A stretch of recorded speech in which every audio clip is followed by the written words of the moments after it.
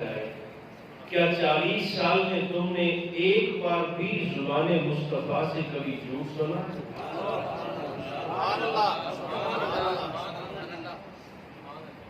اور یہ چیلنج میرے نبی اہل مکہ کو اس وقت فرما رہے ہیں کہ جب سارا مجمع لگا ہوا ہے، اللہ کے حکم سے مکہ والوں کو محبوب نے جمع کروا لیا۔ جبل ابو قبیس آج بھی موجود ہے مکہ مکرمہ کے اندر۔ سرکار نے اس پہاڑ کو منبر بنایا اور اہل مکہ کو سامنے کھڑا کر کے میرے نبی کا انداز دیکھیے، محبوب فرمانے لگے آج اگر میں تم سے کہوں کہ اسی پہاڑ کے پیچھے سے ایک لشکر آ کے تم پہ حملہ کرنے والا ہے تو مکہ والوں ذرا بتاؤ میری بات کو مانو گے؟ ابو جہل چونکہ اس لمحے تک ابو الحکم تھا اور مکہ والوں کا سردار تھا، وہ آ گیا ہے اور اس نے حضور سے مخاطب ہو کر کہا بھتیجے ہمیں پتہ ہے، ہم جانتے ہیں کہ پہاڑ کے پیچھے سے لشکر نہیں آ رہا، اس بات کی ہمیں خبر ہے، لیکن اگر یہ جملہ آپ کی زبان پاک سے نکل جائے تو ہم مکہ والے یہ سمجھیں گے کہ ہم اندھے ہو گئے مگر محمد کی زبان کا یہ جھوٹ نہیں بولتے۔ یعنی اپنی آنکھوں پر ہمیں شک ہو سکتا ہے، آپ کی زبان پر شک نہیں ہو سکتا۔ میرے نبی نے جب لوہا گرم دیکھا تو حکمت کی چوٹ لگی، فرمایا اگر اتنا ہی میری زبان پر اعتماد کرتے ہو تو پھر یہ بھی میں کہہ رہا ہوں کہ یہ 360 جھوٹے ہیں، یہ کتنی بڑی بات ہے۔ یعنی نسل در نسل لوگ جن کو خدا سمجھ کر پوجتے آئے ہو ان کے عقیدے پر چوٹ لگانا، ان کے مذہب پر چوٹ لگا۔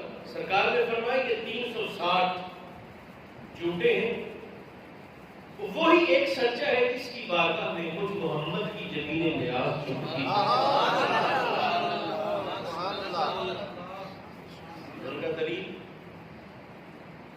تو سرکار نے فرمایا کیا میں نے تمہارے اندر زندگی کے 40 سال نہیں گزارے؟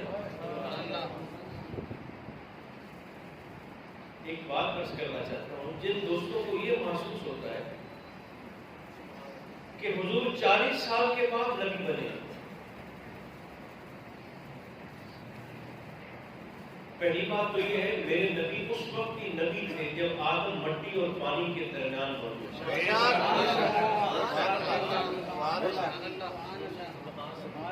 مسئلہ یہ ہے کہ چونکہ دور فتنوں کا ہے، جن شخصیات کو، جن اہل فضیلت کو ہم نے ماننا تھا، جن سے ہم نے ہدایت لینا تھی، ہم نے ان پر بحث شروع کر دی۔ ان شخصیات کو ہی ہم نے عقل کے پیمانوں پر تولنا شروع کر دیا۔ صحابہ کے اندر یہ بات تھی، اہل بیت کے اندر یہ بات تھی، حسین نکلے تو نکلے کیوں، منع کرنے کے باوجود کیوں گئے، جن لوگوں نے حسین کا ساتھ نہیں دیا کیوں نہیں دیا، جو لوگ آپ کے ساتھ تھے تو کیوں تھے، کس نے کہا تھا وہاں جانے کے لیے، منع کرنے کے باوجود گئے۔ اپنی زبان کے نشتر نہ برسائیے ان شخصیات پر۔ اگر میرے نبی کے سامنے بیٹھنے والے لوگ ہی خدا بنا مشکوک ہیں تو ان سے ہو کر جو دین آج 15ویں صدی میں ہم تک پہنچا ہے پھر وہ خالص کیسے ہو سکتا ہے؟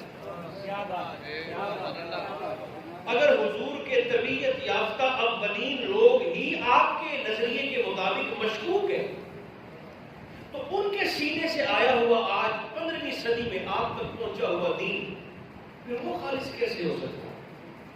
جن شخصیات سے ہم نے ہدایت لینا، ایک اصول یاد رکھیے، میرے اور آپ کے ایمان کی بقا، ہمارے ایمان کی سلامتی صرف اس بات میں ہے کہ اہل فضیلت کی فضیلت کو تسلیم کیا جائے۔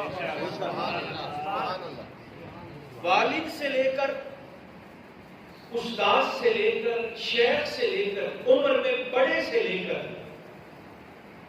ولی نبی اور رسول تک جن شخصیات کو اللہ نے معزز کیا ہے، عزت والا بنایا،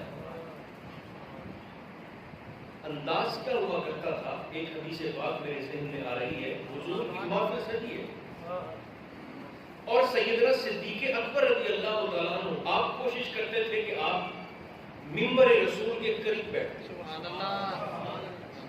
یہ اکثر ہماری محافل کے اندر بھی یہ بات کی جاتی ہے، جن پر ہمیں توجہ دینے کی ضرورت ہوتی ہے.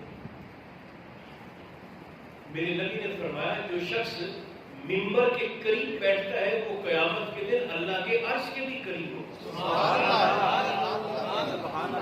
کیونکہ یہ ممبر کوئی سیاسی سیٹ نہیں ہے، یہ سیاسی کرسی نہیں ہے، یہ میرے مصطفیٰ